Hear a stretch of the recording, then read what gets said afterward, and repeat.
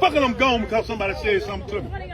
Negro, let me tell you something. For the rest of your life, somebody gonna pull a string. Y'all gotta stop putting y'all helmets down. You quitting on your mama, you quitting on yourself, you quitting on God, you quitting on your grandma, and everybody else that's around you.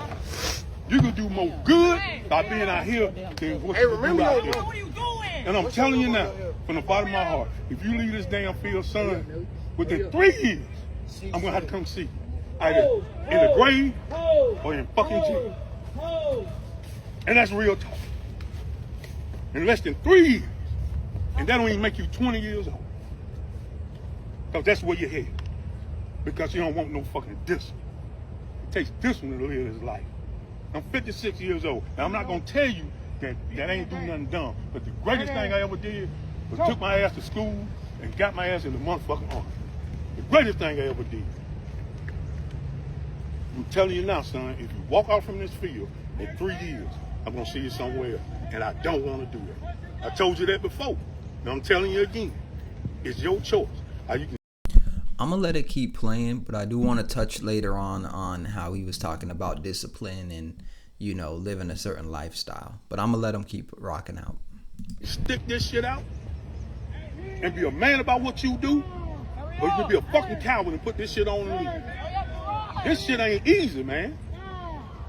It ain't easy. And I understand you ain't never been a part of a team. But nigga, I'm rooting for you. Look at me, man. I'm rooting for you. Nigga, I pray for you every night. Out of all these kids, I pray for you. Because I don't want to see you out there, boy. You got so much in you. So much. You don't even recognize it. Can't lose, you can. I can't. I fight for you all the time. When you wasn't here, I prayed for you, dude. And I mean that from the bottom of my motherfucking heart. If you ain't never thought a man love you, nigga, I love you. And I ain't just talking about for this goddamn football team either. That's the last thing I think about. Nigga, I'm gonna follow you all the way through high school. I'm gonna make sure you get the way you get. But you can't quit on me, nigga. You can't quit on me. You can't quit. Put that shit on. I don't care what you gotta do today. You get through this day for me. And honestly, you know, I have to be objective about this. One of the main issues is that a lot of these kids are growing up without a father in the home. And so they almost rely on their coach too much to be a father figure and a father to them. And I'm not saying that that's a bad thing to have a black man or whatever, you know, type of man being a father figure as a coach. One of the issues, though, is that if something goes wrong with football or basketball, or they get injured or they lose interest for the sport, they stop showing up, that kid still goes out there. And the only thing that was holding them together was being on that team. And so I think this is a broader conversation when we talk about single motherhood, when we talk about, you know, what we actually need to do to grow the black community. Now, in this video, you can clearly see, and I don't know what transpired. It sounds like maybe somebody said something to him and he wanted to quit the team, or there was a fight that maybe was going to break out. But it sounds like he's already somewhat involved in the streets. It sounds like he's somewhat already involved in the streets, and this is an environment that he can come to and get away from the streets, and the coach knows that, right? And me, I'm not really a big advocate for putting sports first and teaching, especially black kids, that this is the only avenue and the only path that you have to go down. But I do understand it. I do get it. You're talking about an environment that these kids are growing up in, and they are kids. This is an environment that many of these kids are growing up in where there is no other hope. We have to understand that there's research out there that shows if you don't know how to read by the time you're in third grade, like if you're not at reading at a third grade level or above or whatever at third grade, that there's a great chance you will end up in jail or prison. When you look at the literacy rates within the black community, you can see that they're horrible. You can see that many of these kids are not actually learning. They're not motivated in school. They're not meeting certain milestones. And what that translates into as you move on and move up in the world is like, okay, you hit sixth grade. Well, I don't know how to really read. I don't know how to write. I don't know how to do math and stuff. So I start losing hope. I start losing hope that these are avenues that I can take to better myself. But what I do see is, oh, I could run, I could catch a ball, I could do this and that. So you lean on those sports more. And as you lean on those sports more, you get further and further away from the academics, further and further away from using this and more of using like this. And so what happens is many of these kids, they lose hope so early on. And sports becomes an avenue. But then what happens when they lose interest? They turn to the streets. The streets are calling.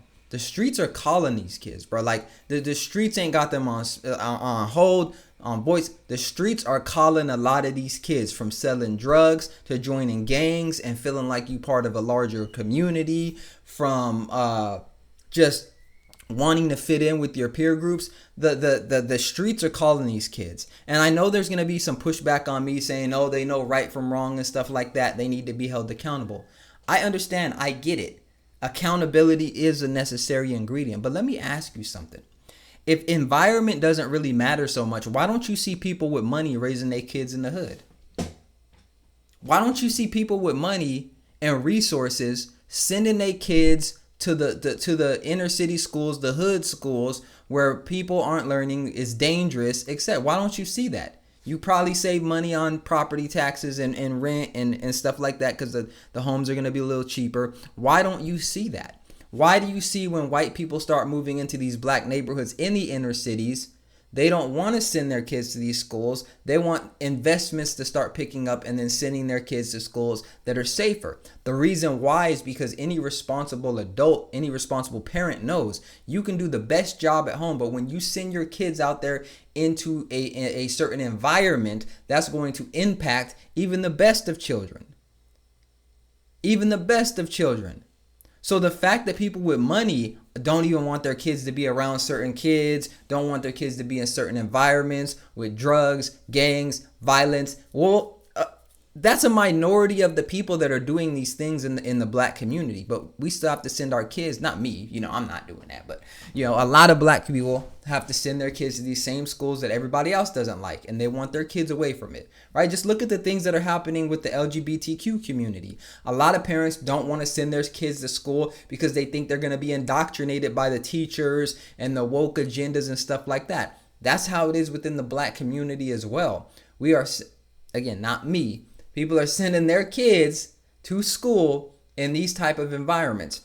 And then you end up in a situation where single motherhood starts to compound. These young dudes, they ain't got a father figure. Their coach becomes their father figure, but they lose interest in the game or something happens and the streets are calling them, and the streets oftentimes win. And if the streets don't win, the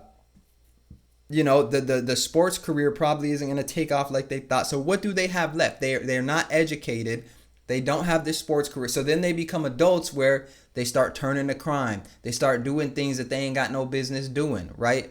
And so we have to have a deeper conversation about single motherhood, black fathers being in the home, reforming the welfare system, stop incentivizing women to not have the father in the home. We have to talk about it all and have deeper discussions. But let me know what y'all think in the comment section, bro. Let me know what y'all think about this video. Make sure you hit the like button, subscribe to the channel, and I'll see y'all next time.